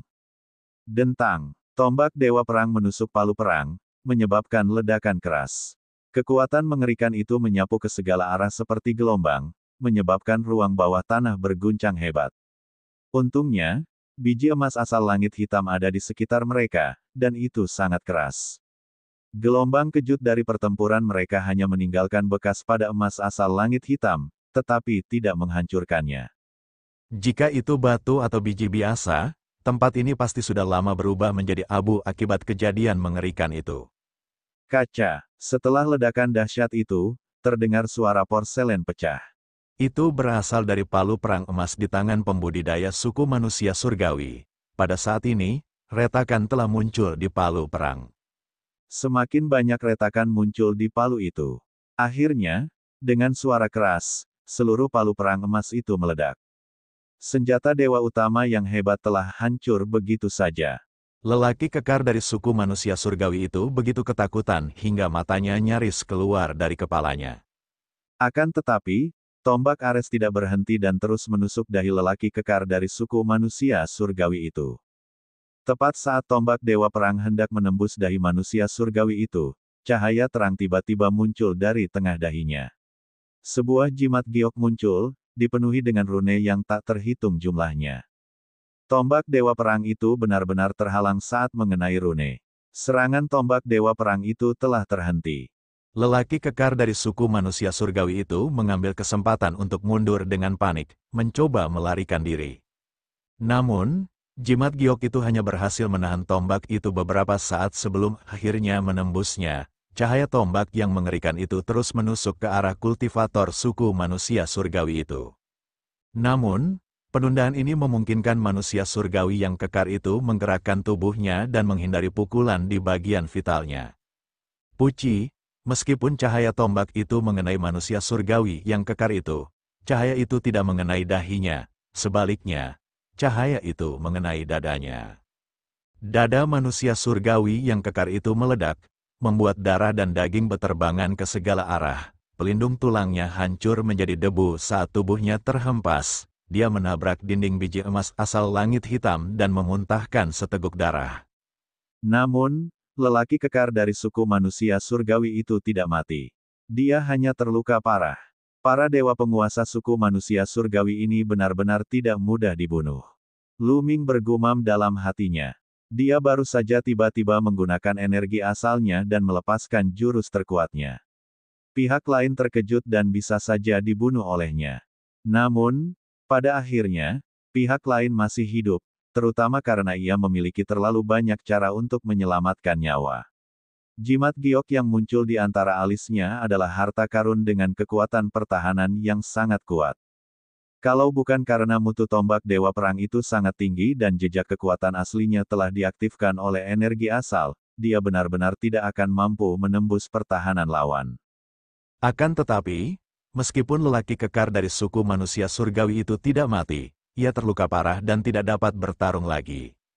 Ini, ketiganya sangat terkejut. Ia tidak pernah menyangka bahwa Lu Ming akan tiba-tiba meledak dan melukai lelaki kekar dari suku manusia surgawi itu dengan satu gerakan. Bukankah sebelumnya mereka seimbang? Bagaimana dia tiba-tiba menjadi begitu kuat? Mungkinkah dia telah menyembunyikan kekuatannya selama ini dan sekarang dia tiba-tiba mengungkapkannya, ingin menangkap mereka semua sekaligus? Ketika mereka memikirkan hal ini, tubuh mereka menjadi dingin dan keringat dingin keluar. Terlebih lagi, Lu Ming tiba-tiba melancarkan serangan terkuatnya dan menembus banyak lapisan pertahanan kultivator suku manusia surgawi. Semua ini terjadi dalam sekejap. Sudah terlambat bagi mereka untuk menyelamatkannya. Dan sekarang, mereka secara tidak sadar ingin melarikan diri. Jangan takut, dia baru saja menggunakan energi origin. Dia memiliki benih origin. Kurasa energi originnya hanya bisa digunakan untuk satu serangan. Lelaki kekar dari suku manusia surgawi itu berteriak. Dia hampir mati ketakutan. Jika Ye Chu Gongchang dan yang lainnya mundur, dia pasti benar-benar mati. Ye Chu Gongchang dan yang lainnya tiba-tiba menyadari sesuatu. Mereka mengetahui bahwa Lu Ming telah memadatkan benih asal ketika dia berada di kota abadi tertinggi. Namun, itu hanyalah benih asal, mustahil baginya untuk memiliki sumber kekuatan yang tak terbatas. Bahkan seorang ahli alam asal pun tidak mungkin memiliki persediaan energi asal yang tidak terbatas. Menurut pengalaman mereka, Lu Ming seharusnya hanya dapat menggunakan energi asalnya untuk melancarkan satu serangan. Dia sudah menghabiskan energi asalnya. Serang dan bunuh dia. Ye Chu Gongchang meraung, dan kekuatan hukuman dewa meledak, berubah menjadi pedang tempur yang menebas Lu Ming. Dua ahli dewa surgawi lainnya juga menyerang. Dan NBSP, Dewa Penguasa tingkat ketiga dan Dewa Penguasa tingkat kedua melancarkan serangan terkuat mereka ke arah Lu Ming. Ketiga serangan itu ditujukan pada 3 titik vital Lu Ming dengan kecepatan yang mengkhawatirkan. Orang-orang ini, reaksi mereka sangat cepat, Lu Ming mendesah dalam hatinya. Awalnya, selama lawannya ragu sejenak, dia bisa mengambil kesempatan untuk melancarkan serangan dan membunuh pria kekar dari suku manusia surgawi. Tetapi sekarang, dia sudah kehilangan kesempatan untuk menyerang. Bagaimanapun juga, kekuatan Ye Chu Gongchang juga sangat mengerikan, bahkan sedikit lebih kuat dari para kultivator suku manusia surgawi. Selain itu, ada 2 eksistensi tingkat dewa surgawi yang menyerangnya pada saat yang sama. Lu Ming tidak berani ceroboh dan fokus menghadapinya. Jika dia tidak berhati-hati, dia akan terluka parah. Lagi pula, dia tidak bisa lagi menggunakan energi asalnya. Ashikek, tombak dewa perang bergetar saat ditusukkan beberapa kali, memancarkan beberapa cahaya tombak. Ye Chu Gongchang berhasil menghalanginya, tetapi dia sendiri juga terdorong mundur beberapa langkah.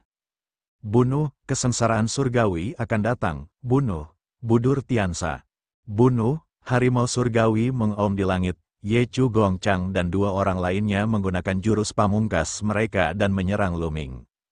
Kecepatan serangan mereka terlalu cepat dan koordinasi mereka sempurna. Di bawah kecepatan serangan yang begitu cepat, Lu Ming bahkan tidak punya waktu untuk melakukan gaya primal. Bagaimanapun, jurus primal membutuhkan segel tangan. Meskipun sangat cepat, tetap saja butuh waktu. Tentu saja, ini karena Lu Ming baru saja memahaminya dan dia belum cukup terampil. Di masa depan, ketika Lu Ming mengolahnya hingga ke titik di mana ia tidak perlu membentuk segel apapun dan dapat melakukannya dengan pikiran, kekuatannya akan benar-benar menakjubkan. Sekarang, Dia hanya bisa mengayunkan tombak Dewa Perang untuk menangkisnya. Lu Ming mengeluarkan jurus penghancur langit dan seluruh tubuhnya tampak berubah menjadi cahaya tombak. Ketika dipadukan dengan tombak Ares, kekuatannya sangat mengejutkan.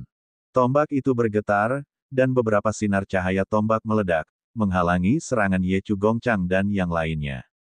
Di antara mereka bertiga, serangan Ye Chu Gongchang adalah yang paling membuat Lu Ming tertekan. Dia dapat dengan mudah memblokir dua serangan lainnya. Akan tetapi, meskipun Lu Ming dapat dengan mudah menghalanginya, dia tidak berani ceroboh. Serangan Lu Ming sangat kuat dan tidak jauh lebih lemah dari Ye Chu Gongchang. Namun, pertahanannya tidak sekuat serangannya. Kaisar Naga Abadi Chapter 4550 Bahasa Indonesia. Bab 4550, Potongan Daging Aneh. Dan EBSP, serangan penuh kekuatan Lu Ming memiliki kekuatan ofensif yang mencengangkan yang bahkan dapat mengalahkan atau membunuh seorang Master Dewa tingkat keempat. Namun, kekuatan defensifnya jauh dari level itu. Lu Ming mengendalikan energi tabu dan banyak keterampilan rahasia kuno. Pertahanannya secara alami jauh lebih kuat daripada para kultivator dengan level yang sama. Sangat sedikit orang dengan level yang sama yang dapat menembus pertahanannya. Bahkan jika itu adalah seorang dewa tingkat 2, Lu Ming tidak akan menganggapnya serius. Namun, seorang dewa tingkat 3 berbeda. Seorang dewa tingkat 3 pasti bisa menembus pertahanan Lu Ming dan bahkan menyebabkannya terluka parah. Dewa penguasa tingkat ketiga dari ras surgawi lebih kuat dari dewa penguasa tingkat ketiga biasa dan merupakan ancaman besar bagi Lu Ming. Kalau pertarungannya 1 lawan 1, dia pasti sudah mengalahkan pihak lain sebelum pihak lain bisa menyerangnya. Namun, keadaan sekarang berbeda. Musuh memiliki Ye Chu Gongchang sebagai penyerang utama. Ye Chu Gongchang saja sudah cukup untuk menempatkan Lu Ming pada posisi yang kurang menguntungkan. Guru surgawi tingkat ketiga dari suku manusia surgawi merupakan ancaman besar. Lu Ming harus selalu waspada terhadap serangan pihak lain. Akibatnya, Lu Ming berada dalam situasi yang lebih pasif. Ye Chu Gongchang dan yang lainnya tentu saja menyadari hal ini. Oleh karena itu, serangan Ye Chu Gongchang menjadi semakin ganas. Cahaya pedang yang menyilaukan mengalir ke arah Lu Ming seperti badai, menyelimutinya. Lu Ming hanya bisa melawan dengan sekuat tenaga. Kekosongan itu ditutupi oleh kilatan tombak dan pedang yang tak terhitung jumlahnya. Keduanya terus bertukar pukulan dan dalam sekejap, mereka telah bertukar puluhan gerakan. Sekaranglah saatnya. Tiba-tiba dua orang kultivator manusia surgawi lainnya melancarkan serangan dahsyat. Waktu serangan mereka terlalu tepat. Itu terjadi ketika Lu Ming sedang melawan Ye Chu Gongchang dengan sekuat tenaga dan tidak dapat mengalihkan perhatiannya. Meskipun Lu Ming berusaha sekuat tenaga untuk menghindar, dia tetap terkena serangan dewa tingkat 3. Serangan itu menembus banyak pertahanannya dan mendarat di Lu Ming. Tubuh Lu Ming bergetar dan dia terlempar ke samping. Dia menabrak dinding biji emas sumber langit hitam dengan keras, menyebabkan tanah bergetar hebat. Luka dalam muncul di tubuhnya dan dia memuntahkan beberapa suap darah. Wajahnya pucat. Bahkan dengan fisik Lu Ming, dia masih terluka oleh seorang Divine Master tingkat ketiga yang kuat. Selain itu, lukanya tidak ringan. Itu saja, teruskan serangan ini dan bunuh. Ye Chu Gongchang meraung dan terus menyerang Lu Ming bersama kedua orang lainnya. Gaya primal, Lu Ming meraung. Dia akhirnya menemukan kesempatan. Dia menggunakan gaya primal, dan sebuah benua terbentuk, menekan ketiganya. Trik kecil, hancurkan aku. Ye Chu Gongchang berteriak dingin, dan cahaya pedang meledak, membubung ke langit dan menebas ke arah tanah purba. Ledakan. Kekuatan tempur Ye Chu Gongchang benar-benar sangat kuat. Cahaya pedang yang mengandung kekuatan hukuman surgawi langsung memotong tanah, merobek lubang besar dan menyebabkannya meledak terus-menerus. Itu di ambang kehancuran. Namun, ini sudah cukup bagi Lu Ming. Menghancurkan surga. Mata Lu Ming memancarkan niat membunuh yang dingin saat ia menyatu dengan tombak Dewa Perang. Pada akhirnya, ia berubah menjadi sinar tombak dan menusuk ahli dewa tingkat ketiga dari suku manusia surgawi. Benar saja, Lu Ming telah menggunakan jurus kehancuran untuk menahan serangan Ye Chu Gongchang. Tujuannya adalah membunuh master surgawi tingkat ketiga dari suku manusia surgawi. Selama dia menyingkirkan orang ini, situasinya akan sangat menguntungkan bagi Lu Ming. Ini karena guru surgawi tingkat kedua dari suku manusia surgawi bukanlah ancaman besar bagi Lu Ming. Hanya Ye Chu Gongchang yang mudah dihadapi, sekalipun dia tidak bisa mengalahkan pihak lain, masih sangat mudah bagi Lu Ming untuk mundur. Asalkan kekuatan asal benih sumber pulih, dia akan mampu membunuh jalan kembali. Kamu berani? Ye Chu Gongchang meraung dan mengulurkan telapak tangan kirinya, mengirimkan puluhan petir ke arah Lu Ming. Namun, sudah terlambat. Terlebih lagi, dia telah melakukan gerakan tergesa-gesa dan kekuatan serangannya tidak kuat. Dua sambaran petir menyambar tombak yang telah diubah Lu Ming. Namun, itu hanya menyebabkan tombak itu sedikit bergetar dan tidak menghentikan Lu Ming. Serangan Lu Ming tidak berhenti.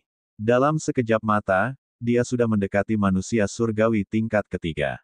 Pria itu meraung dan mengaktifkan energi surgawi tertingginya. Dia menebas dengan pedangnya dan menebas cahaya tombak itu. Namun, ia tidak sebanding dengan Lu Ming dalam tabrakan langsung, ia tertinggal jauh. Dan EBSCP, dengan suara ledakan, bila pedang pria itu menyala dan senjata suci di tangannya meledak. Kilauan tombak yang telah diubah Lu Ming bagaikan pisau panas yang memotong mentega. Ia melesat melewati tubuh orang itu. Arg! Ahli dewa-dewa tingkat ketiga dari suku manusia surgawi itu menjerit keras, suaranya dipenuhi dengan keengganan dan ketakutan. Kemudian, tubuhnya meledak dengan keras, dan tubuh serta jiwanya hancur. Tubuh dan jiwanya telah dihancurkan sepenuhnya oleh Lu Ming. Kau cari kematian. Ye Chu Gongchang mengeluarkan suara gemuruh yang menggetarkan bumi. Seluruh tubuhnya diselimuti petir, dan dia akan melancarkan serangan petir. Namun dia segera berhenti, tanah tiba-tiba mulai berguncang. Ledakan, ledakan, ledakan, ledakan hebat terdengar terus-menerus. Hal ini menyebabkan ekspresi Lu Ming, Ye Chu Gongchang, dan yang lainnya berubah. Hal ini karena suara gemuruh itu datang dari suatu arah tertentu. Seolah-olah ada sebuah benda besar yang telah menembus biji emas asal langit hitam dan sedang melaju kencang. Dilihat dari suaranya, kecepatannya sungguh mengejutkan. Di sana, pipa kayu Lu Ming bergerak ke arah dinding. Getaran itu berasal dari sana. Momen berikutnya, wah, dinding yang dibentuk oleh biji emas asal langit hitam meledak. Kemudian, sepotong daging merah menyapu ke arah Lu Ming. Ada duri-duri pada daging merahnya, dan bau busuk menjijikkan memenuhi ruangan. Cepat, terlalu cepat, dalam sekejap, ia mendekati Lu Ming, dan kekuatannya sangat mengejutkan. Lu Ming punya firasat, jika ia terperangkap oleh potongan daging ini, ia tidak akan bisa lolos dari kematian. Jika orang lain, akan sulit melarikan diri. Namun, reaksi Lu Ming sangat cepat. Begitu potongan daging itu terbang keluar, dia mengaktifkan teleportasi yang lebih besar. Teleportasi yang lebih hebat memiliki kelemahan fatal. Ketika ada rintangan di jalan, dia tidak bisa langsung melewatinya. Oleh karena itu, mustahil bagi Lu Ming untuk bergerak langsung keluar gua tambang. Namun, mereka tetap dapat bergerak di dalam tambang. Ketika potongan daging itu melewati tubuh Lu Ming, itu hanya melewati bayangannya. Tubuh Lu Ming sudah muncul di dinding lain yang berjarak 1000 meter. Akan tetapi, potongan daging merah itu tidak berhenti dan terus melilitnya. Di depannya adalah lelaki kekar dari suku manusia surgawi yang telah dilukai oleh Lu Ming. Meskipun ia telah berusaha sekuat tenaga untuk pulih, waktunya terlalu singkat. Luka-lukanya belum pulih banyak, jadi ia tidak dapat menghindari serangan potongan daging merah. Dalam sekejap, manusia surgawi yang kekar itu ditangkap oleh potongan daging merah, dan duri-duri di atasnya menusuk dalam-dalam ke tubuhnya. Petik 2. Pria parubaya dari suku manusia surgawi itu berjuang mati-matian, tetapi tidak berhasil. Potongan daging merah itu tidak bergerak sama sekali.